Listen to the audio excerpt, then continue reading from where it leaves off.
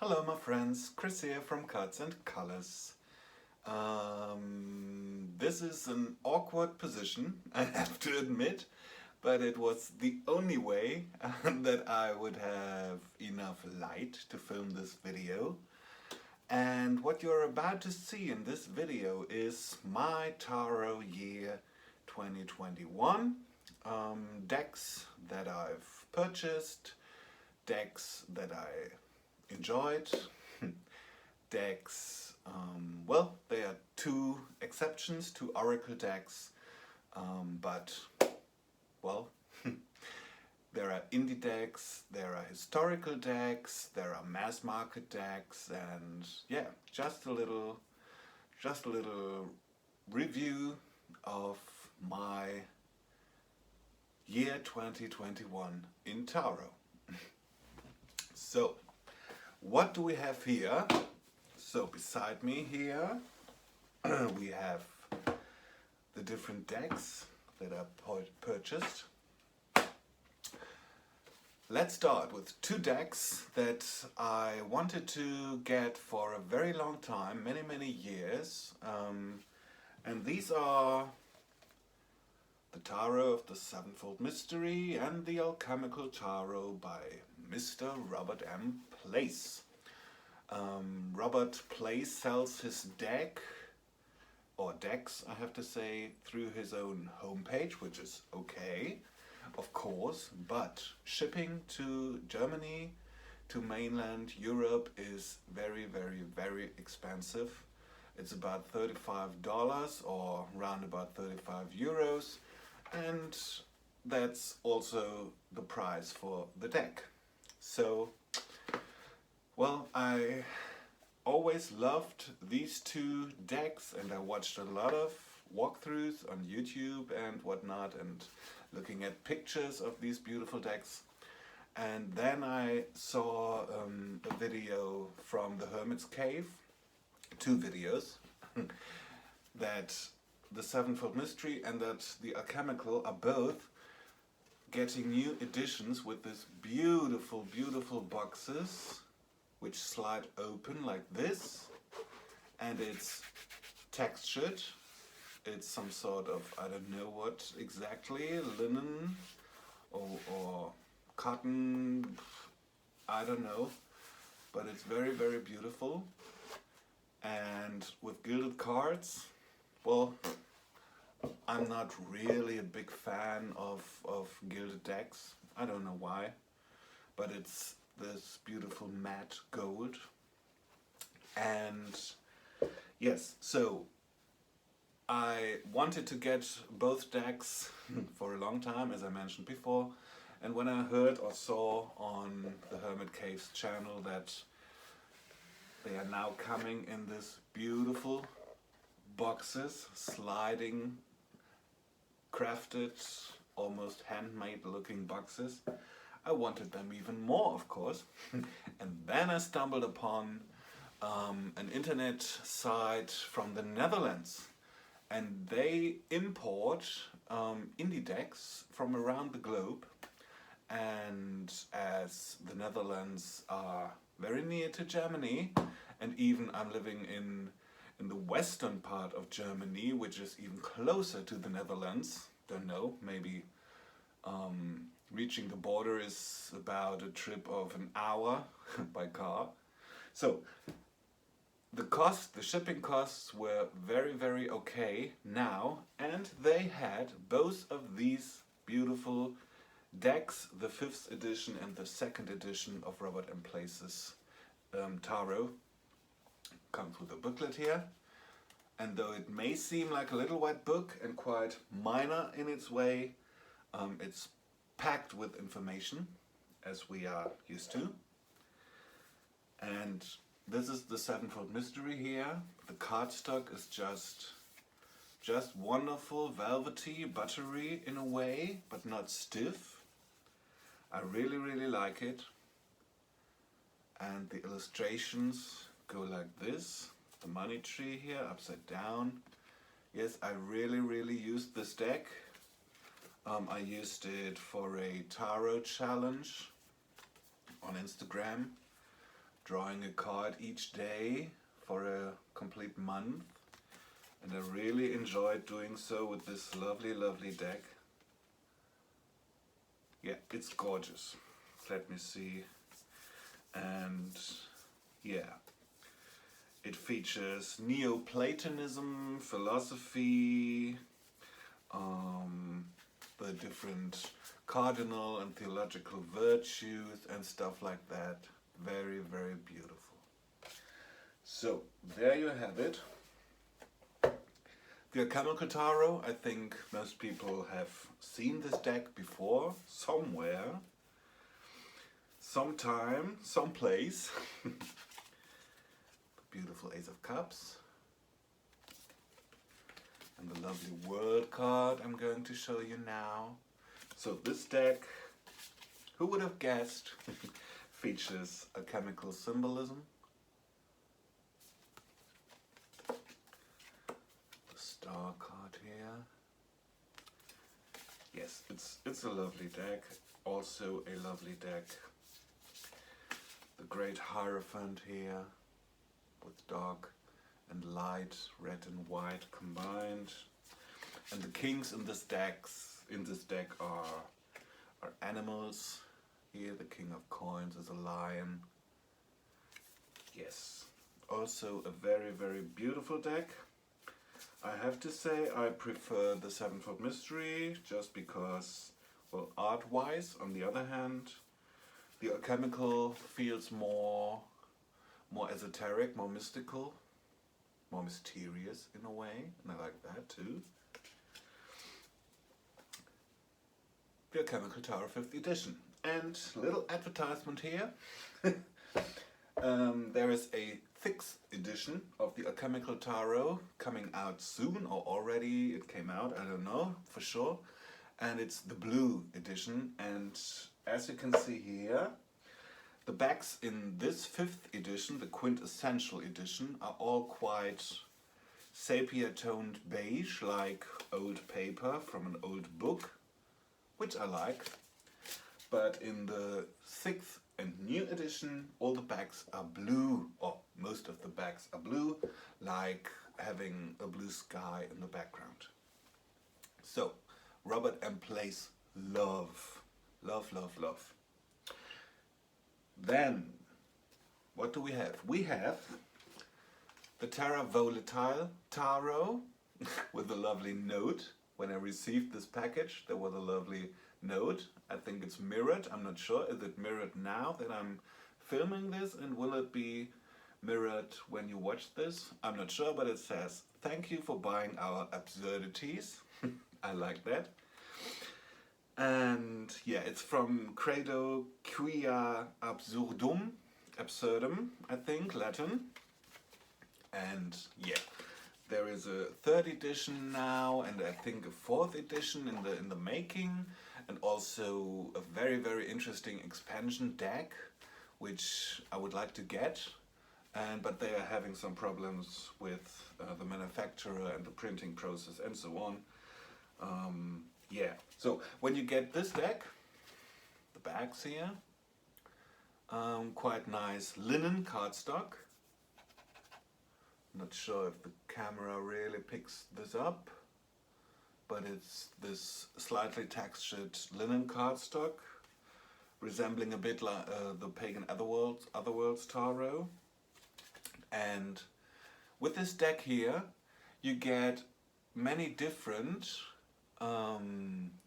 options for some of the cards. So for example, the 3 of Swords, there is a version of the 3 of Swords where you get your classical Rider-Waite-Smith or Solabusca version with the pierced heart here, and then you get this version. And you can choose. So I went for this one here. Hope I don't mix them all up now. The one I've chosen to stay in the deck and the one that I sorted out. Yeah. But this is a very, very classical or classic looking deck. They also include the different virtues from the Renaissance decks, And your historical, your older decks, a very dark and mysterious hermit card here. Yes, like romantic paintings. The minors are all scenic, following the Rider-Waite-Smith tradition. Oh, the King of Coins I like, with the antlers here. Yes, a very classical, beautiful deck. Ooh, I like the Magician here, with the fire from his brows or eyes. And the skull on his table, very mystical, mysterious. Oh, and the lovely Sun card here. Glorious. Yes, and for example, a very Rider-Waite-Smith-like Five of Pentacles or Five of Coins here. Poor people out in the snow. Yes. So that's the Terra Volatile Tarot. What else? I got myself 2 decks as a Christmas present from the International Tarot Museum in Italy, or the Museo Internazionale dei Tarocchi or Tarocchi. I'm not sure how to pronounce that. Sorry. For once we have the Tarocchi or Tarocchi Francesi, the French Tarot or Tarot de Paris, or the Anonymous Tarot of Paris. And there's just one other version out there. I don't have that. And this version here, the cards are bigger. There is a beautiful comparison video from Tarot Clarity. It's a pip deck, being a historical deck from the 1600s, but with lovely colors and this beautiful checkerboard border.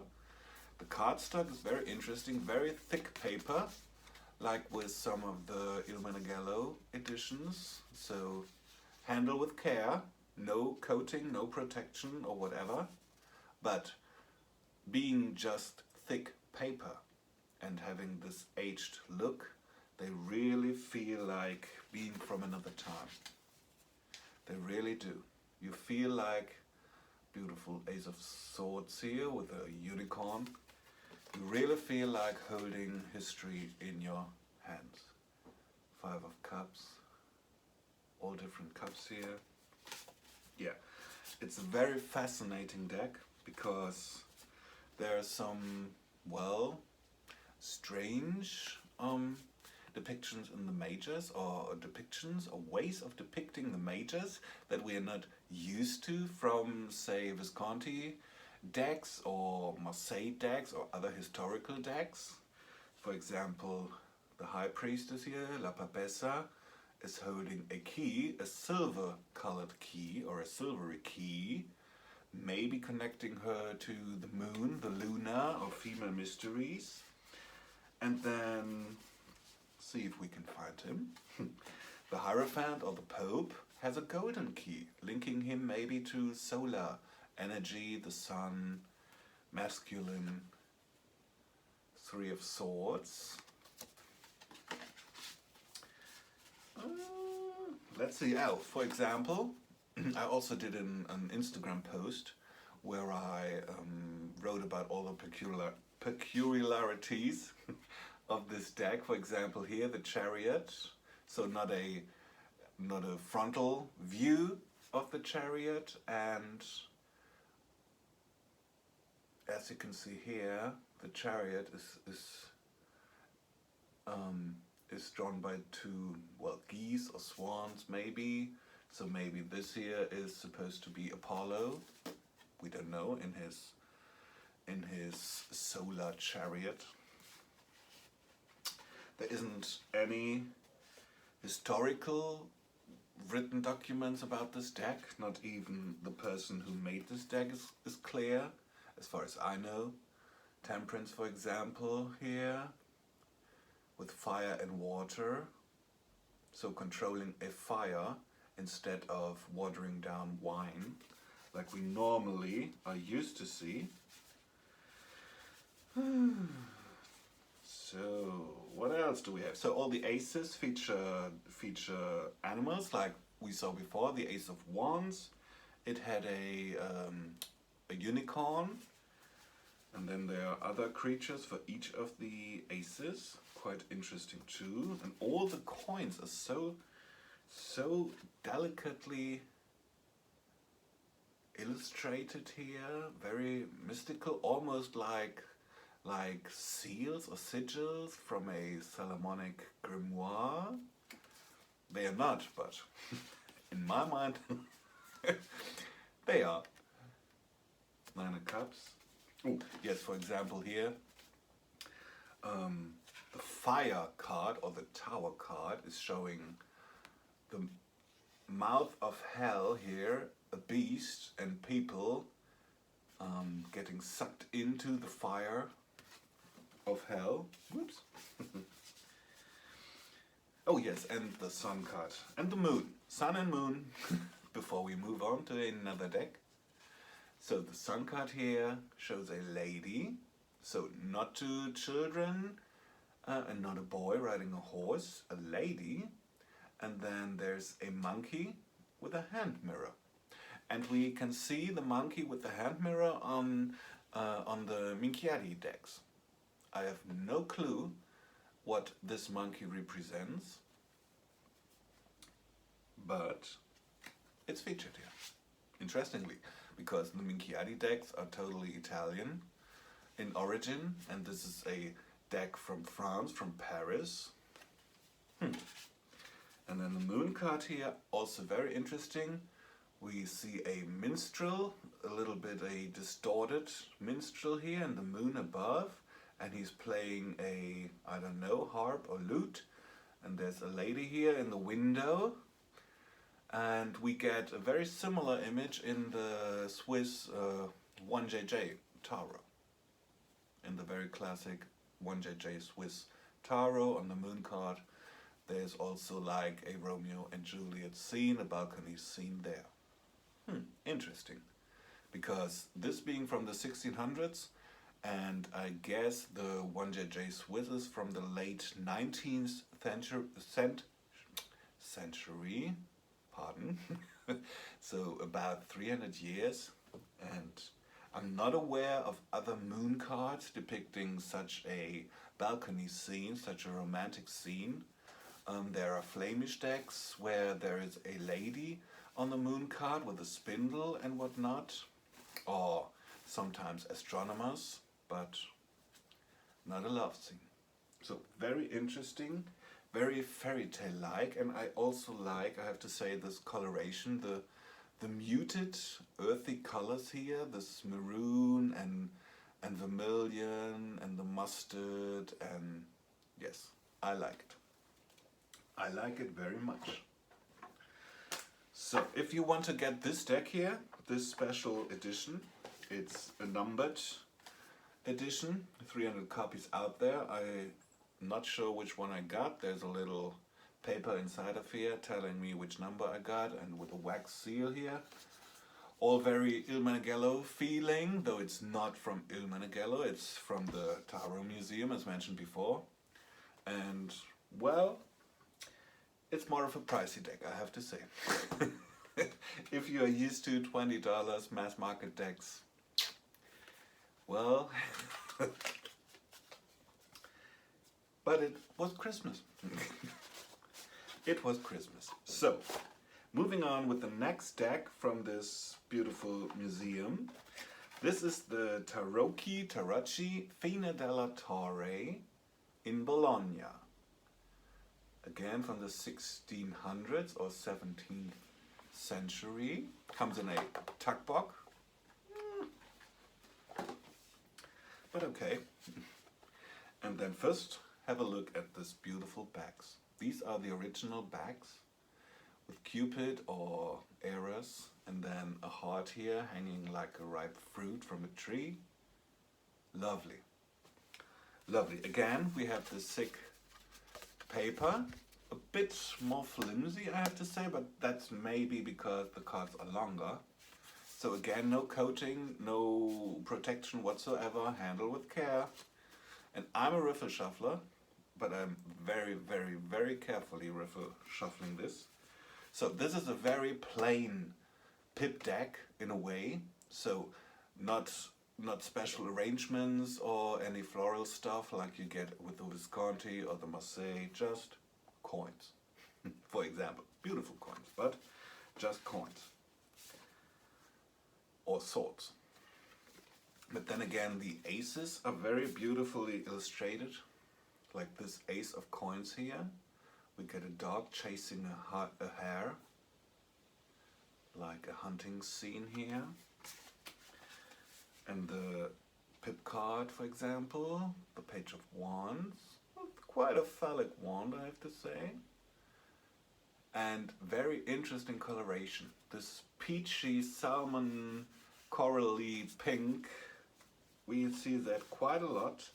And I'm not 100% sure if this was featured so prominently in the original deck. Might be, but it's quite surprising when you see a deck that is from the 1600s with such lush and very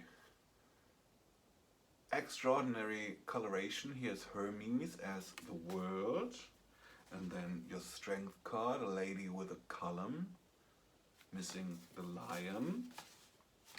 Here, for example, the Handmaiden of Pentacles or coins. So in the so-called female suits of coins and cups, your page is a maiden. And here again you get this very, very intense, peachy, salmony, corally, orange pink color, which really stands out. Very nice devil here with chicken feet. Yes. So again, a very, very delicate, lovely deck. The Ace of Swords here, quite nice with this swirl here. The Emperor.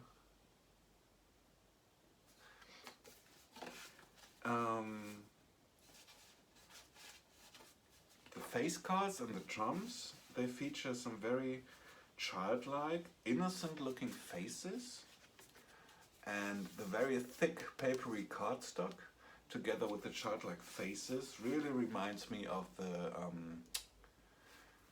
what's it called, from Il Meneghello, La Corte dei Tarocchi. Yeah, in a way. Though La Corte dei Tarocchi is from the 80s, I guess, and this truly is a historical deck with the Pope. Yeah, lovely deck. Last, Three of Wands, and again, very, well, not strange colors, beautiful colors, but honestly, being used to, let's say, Visconti decks and whatnot, these are quite unusual colors. This lilac here, this mauve, and then this minty green, and the peachy cream tone. It's beautiful, but, well, nice. And the bags. The bags are the best. So, Fine Dalla Torre in Bologna. Now, there are 2 oracles left. And then I also got myself, oh, there are 2 decks I'm missing here. Oops. So I have to make a break later on. First of all, I got myself the Tarot di Mantegna from the wrong side, of course, from MakePlayingCards.com. Also a tip from Tarot Clarity. Thanks for that. So this is a historical deck, as you might know. It's not the best of best printing qualities, but it's okay. I just wanted it for study and referencing, and just for having one myself. And it features the different virtues and planets and a hierarchy of status in a way, from Pope emperor, king, duke, to a homeless person. Then there are the muses, the 9 muses and Apollo. So here's Mercury, Hermes, or the moon, Luna, riding a chariot here. This is the muse, not the muse, the virtue of philosophy, resembling Pallas Athena here, with the Medusa's head. Whoops. Medusa's head and a spear.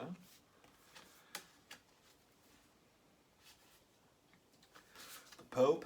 And why is this deck interesting? Because there are some similarities to Tarot, of course, like the Pope, for example, the Emperor, for example.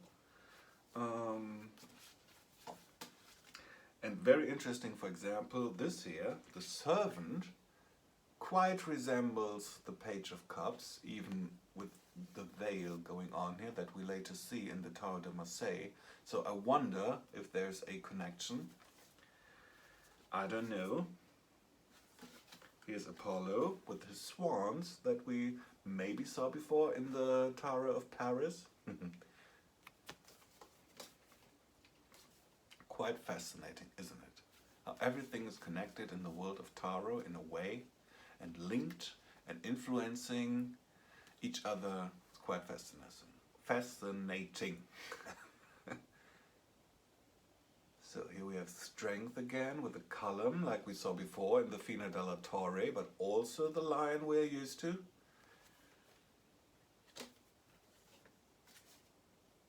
And temperance, for example, one of the virtues, which is also featured in the Tarot, of course. Here she is, mixing water and wine. And I love the back, I have to say. This marbled back with earthy tones, quite lovely. So, the Tarot de Mantegna. Now, for 2 mass market decks, oracle decks, the Astral Realms Crystal Oracle. The style very much reminds me of Daniel Noel's style from the Star Child and Moonchild Tarot. Comes in a lovely sturdy box. And the back's very pinky, very pinkish. And all the cards feature a keyword, a crystal or mineral or stone, and then also, well, a correspondence. There are the 7 chakras, but also the soul and the earth star. There are the 4 elements. There are different planets and asteroids. Interesting concept. So here, for example, we have hematite with an antique or Egyptian temple. And I don't know why. I wasn't so sure if I'm going to use this deck, but I wasn't able to send it back.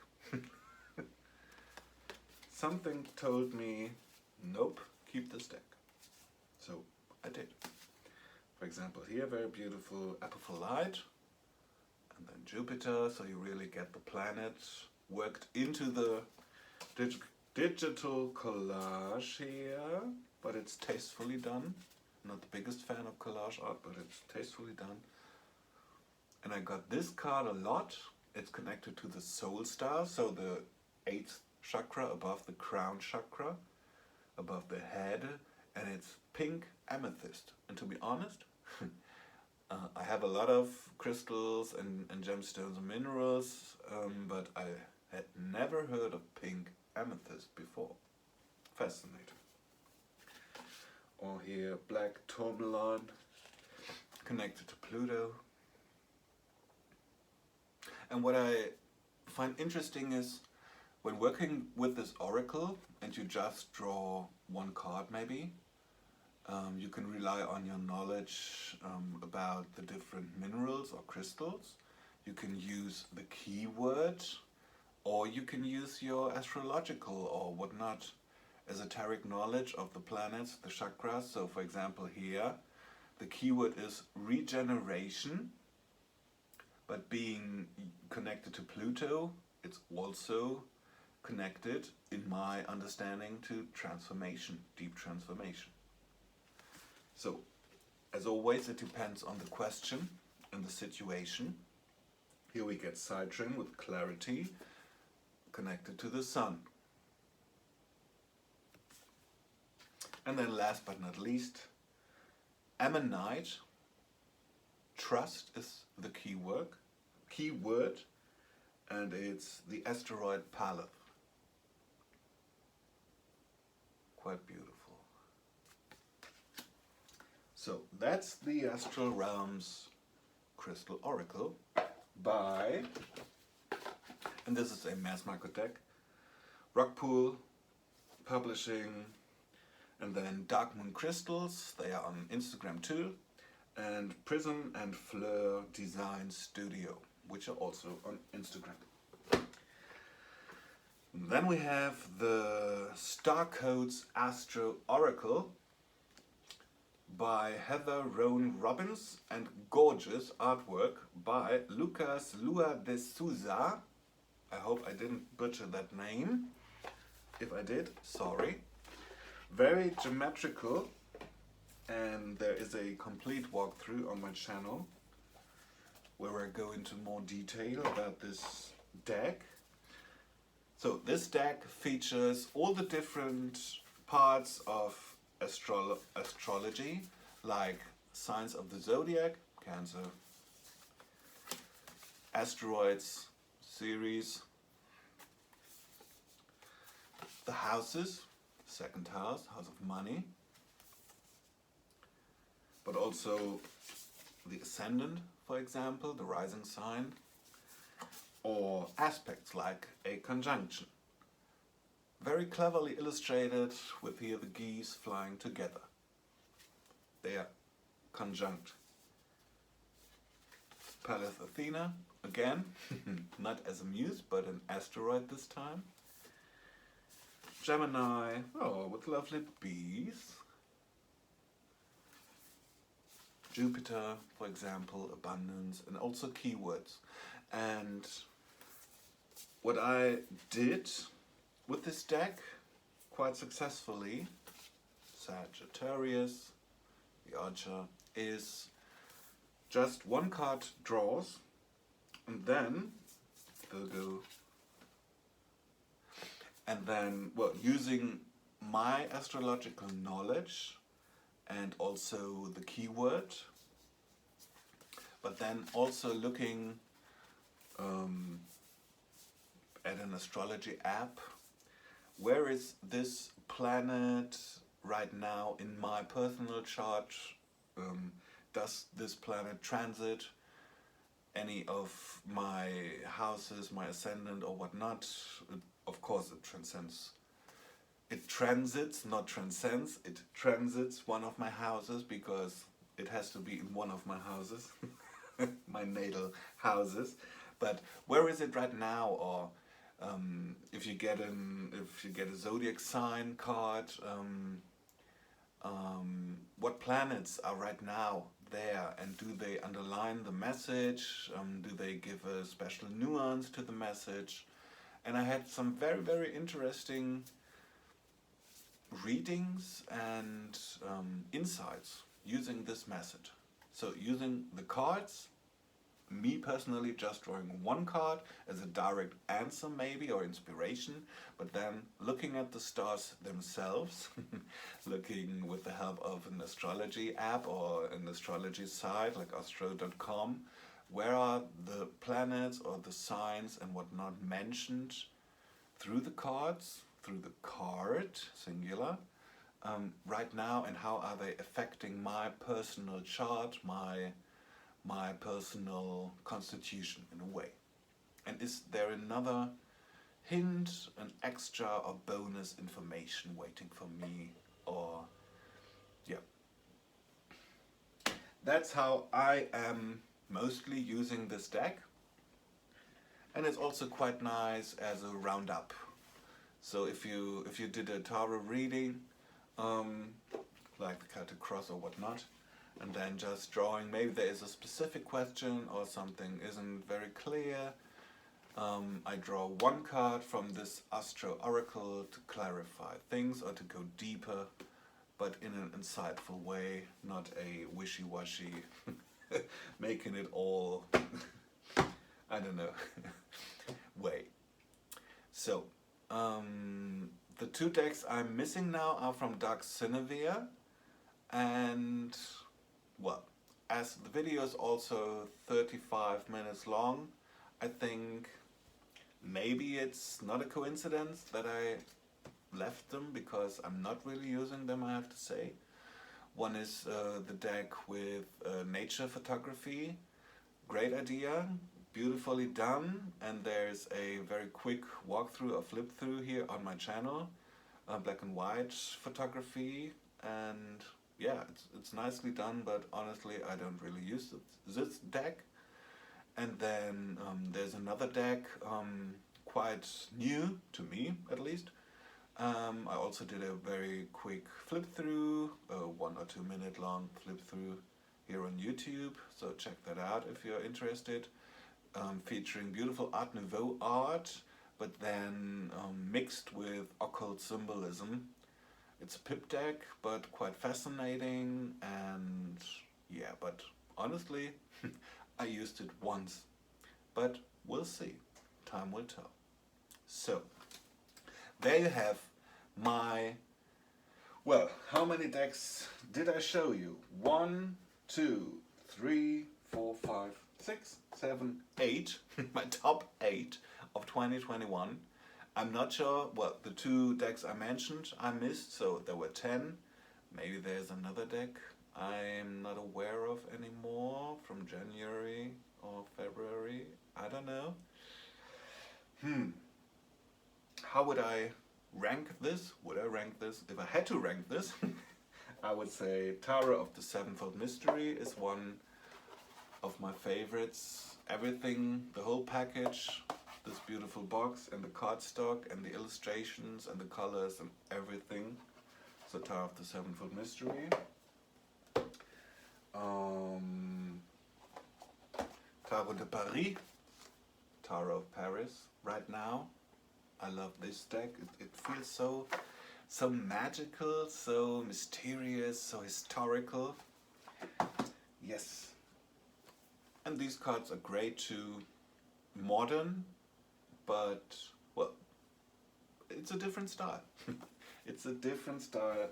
I like this kind of style, the very historical style. I like this style, the very stylized classical style. And sometimes I like this very modern, geometrical, mixing, I don't know, geometric shapes and watercolor stuff, art. Art is just great. All different kinds of art are great, and all different kinds of decks are great. With that being said, I wish you all the best for 2022. Yeah, have a very nice New Year's Eve as far as possible under the circumstances, worldwide circumstances still. And, well, I'm looking forward to 2022, to seeing you again and showing you and sharing new decks. See you soon. Bye.